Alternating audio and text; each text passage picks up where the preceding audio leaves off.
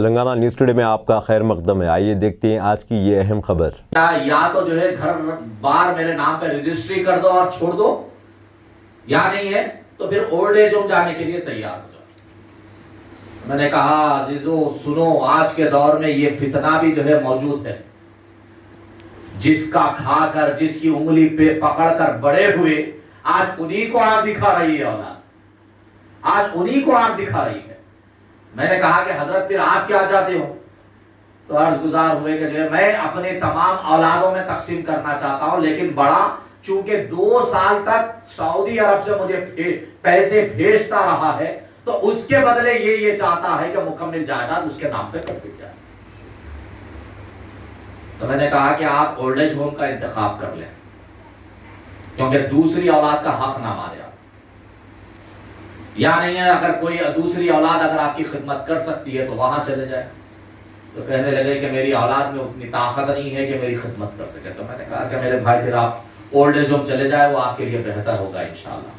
اور حشر میں اس کو جواب دینا پڑے گا، حشر میں اس شخص کو جواب دینا پڑے گا. یہاں پہ اللہ کے رسول صلی اللہ علیہ وسلم کے پاس وہ صحابی کہنے لگے کہ یا رسول اللہ انہوں نے سختی کر لی ہے، میری اولاد نے مجھ پہ سختی کر دی. تو آپ صلی اللہ علیہ وسلم نے بلا کر اس شخص کے بیٹے سے کہا کہ یاد رکھ، تو اور تیرا مال سب کچھ تیرے باپ کا ہے، تو اور تیرا مال سب کچھ تیرے باپ کا ہے، بھلے ہی وہ چاہے خرچہ کرے یا بانٹ دے، تجھے اختیار نہیں ہے سوال کرنے کا. لیکن آج عزیزان گرامی، ہم اگر 2 روپے کماتے ہیں، 2 روپے کماتے ہیں تو جو ہے اپنے باپ کو، اپنی ماں کو جو ہے آنکھ دکھاتے ہیں.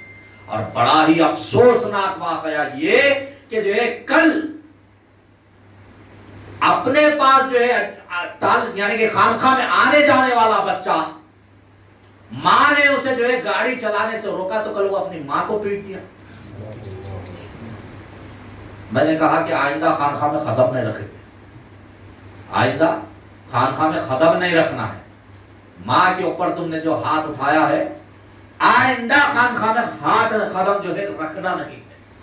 لیکن وہیں پہ عزیزان گرامی، آخری بات کو عرض کرتے ہوئے میں آپ حضرات کو رخصت کر دوں کہ جو ہے ایک شخص ایسا بھی آیا میرے پاس، عرض کرنے لگے کہ حضرت آپ سے بیعت کی جو ہے طالب.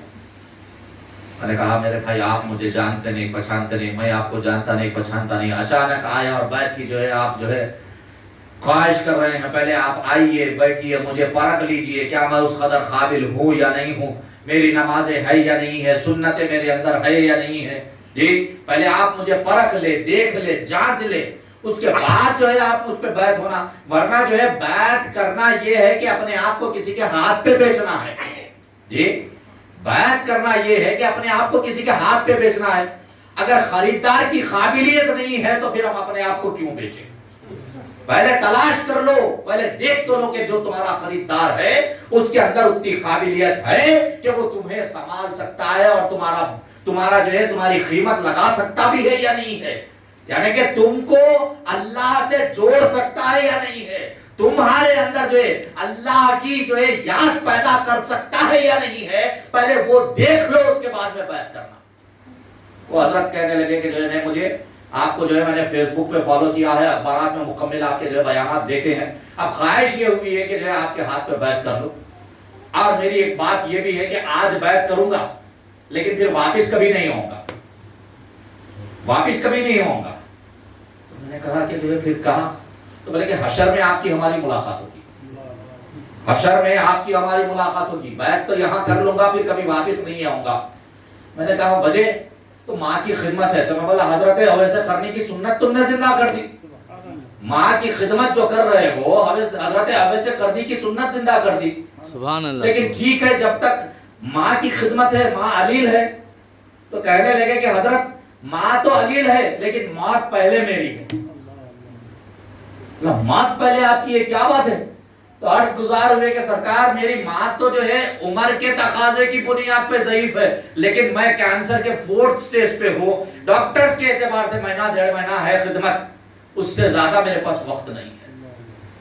انہوں نے بیعت کی اور روانہ ہو گئے. تو ایسی بھی اولاد آج موجود ہے الحمدللہ، ایسی بھی اولاد موجود ہے آج. ہم کو درس عبرت لینا چاہیے ان سے کہ موت کے دروازے پہ ٹھہر کر بھی ماں کو پتہ نہیں چلنے دے رہا ہے کہ میرا موت کا وقت قریب ہے. ماں کے سامنے یہ کہنے کے اوپر مجبور ہے کہ ماں میں تیری خدمت تو کر لوں گا، بس تو مجھے دعائیں دے دے کہ اللہ مجھ سے راضی ہو جائے، اللہ مجھ سے راضی ہو جائے. تو عزیزان گرامی، اللہ نے ہم کو نعمتوں سے سرفراز کیا ہے اور ہم ان نعمتوں کی ناقدری کرتے ہوئے نظر آتے ہیں.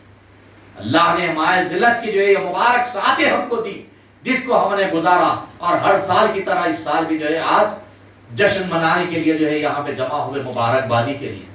ہوتا یہ تھا میرے بھائی کہ ہر سال جو ہے ہم سما کی محفلیں رکھتے تھے، لیکن میں یہ سمجھ رہا ہوں کہ کہیں جو ہے بارش ہو گئی، مشکل ہو جائیں گی لوگوں کو، تو اسی لیے جو ہے سما کو جو ہے اس سال ہم نے جو ہے روکا ہے. انشاءاللہ آئندہ سال جو ہے پھر ہم جو ہے اس کو جاری رکھیں گے.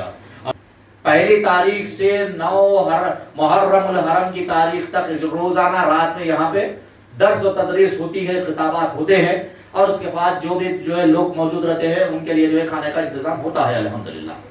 لیکن اس سال کچھ تبدیلی یہ ہے کہ ہمارا جو عظیم الشان جلسہ، جس میں کافی زیادہ تعداد پہ الحمدللہ جو ہے لوگ موجود رہتے ہیں، وہ 10 محرم الحرم کے دن صبح 10:30 بجے ہوا کرتا تھا. لیکن اس سال سے انشاءاللہ 9 محرم الحرم کے دن ہی پروگرام کا اختتام ہو جائے گا. 9 محرم الحرم کے دن رات میں جلسے. اب دیجیے اظہار الحق کو اجازت، ملتے ہیں اگلے خبر کے ساتھ. تب تک کے لیے ہمارے چینل کو لائک، کمنٹ، شیئر کرنا نہ بھولیں. اللہ حافظ.